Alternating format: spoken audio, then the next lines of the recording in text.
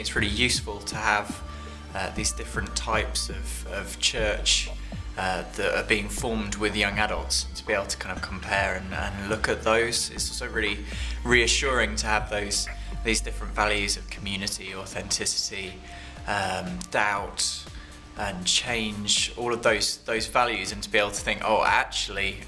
we're not on our own in terms of what we've been thinking about and the things that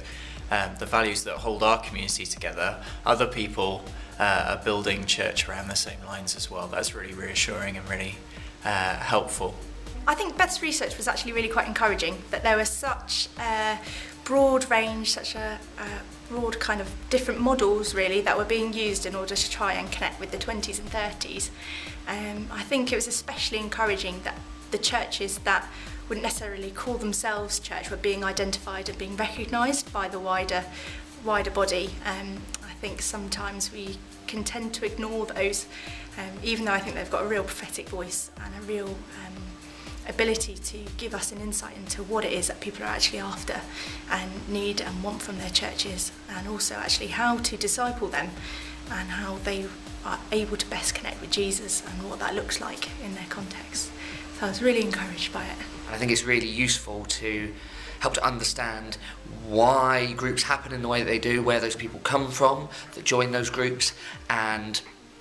how that will help me to think about what any work I do in the future might look like. I think it was very, very good. The way she's done it was obviously well thought out, and I think some of the conclusions she came to about the values and the different threads and themes that there are between young adult congregations and churches and fresh expressions